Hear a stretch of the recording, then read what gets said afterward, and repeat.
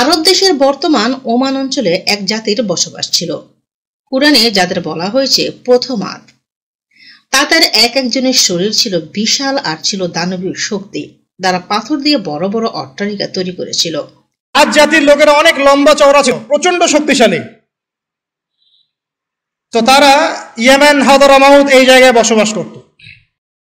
ধন সম্পদের কোনো কমতি তাদের ছিল না।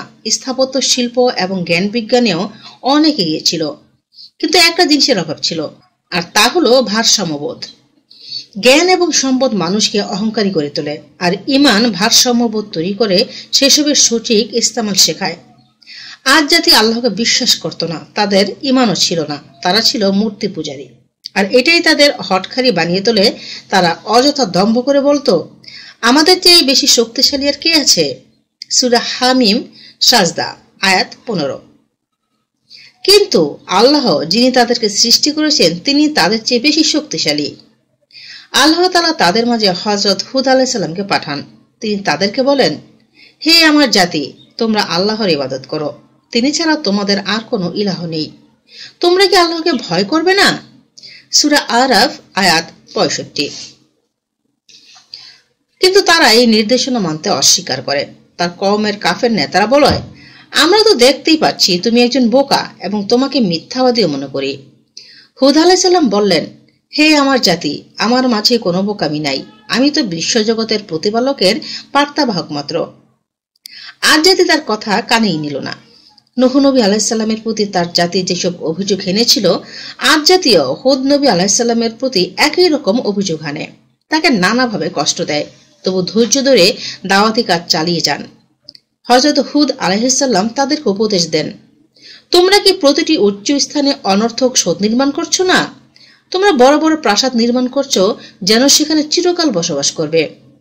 যখন তোমরা দুর্বল শ্রেণীর কাউকে আঘাত আনো, তখন আঘাত হেনে থাকো নিষ্ঠুর জালেমদের মতো। তোমরা আল্লাহকে ভয় করো এবং আমার আনুগত্য করো, আর ভয় করো সেই মহান সত্তাকে যিনি তোমাদেরকে সাহায্য করেছেন এমন কিছু দিয়ে যা তোমরা জানো। তিনি তোমাদের দান করেছেন গবাদি পশু এবং সন্তান সন্ততি এবং উদ্যান এবং ঝর্ণা। আমি তো তোমাদের জন্য মহাদিবসের শাস্তির আশঙ্কা করছি। জবাবে আজ জাতির নেতারা বলল, তুমি উপদেশ দাও বা না দাও, সবই আমাদের জন্য সমান।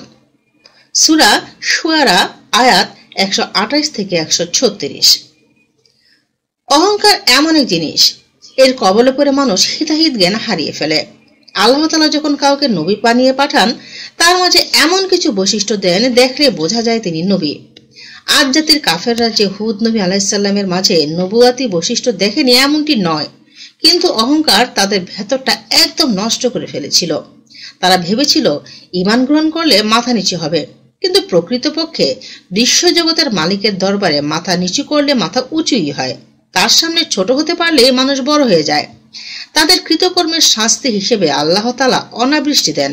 টানা 3 বৎসর বৃষ্টিপাত বন্ধ ছিল।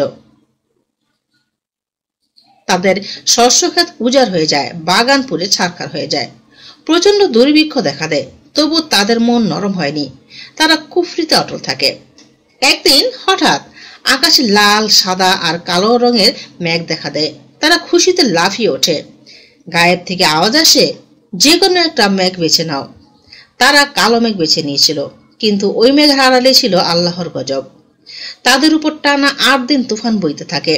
গাছপালা উড়ে যায়, উঁচু দালান কোঠা ভেঙে তছনছ হয়ে যায়, আর কাফেরদের হাড়গোড় একদম চূর্ণ বিচূর্ণ হয়ে যায়। সূরা জারিয়াত আয়াত 42। কিন্তু আশ্চর্যের বিষয় হলো, হযরত হুদ আলাইহিস সালাম এবং তার সাথীরা একটু কুড়ে ঘরে আশ্রয় নিলে প্রচন্ড ঝড়ঝাপটা তো তাদের কিছুই হয়নি। তারা ছিলেন সম্পূর্ণ অক্ষত। তথ্যসূত্র তাফসিরে মারিফুল কোরআন, খণ্ড 3, পৃষ্ঠা 534।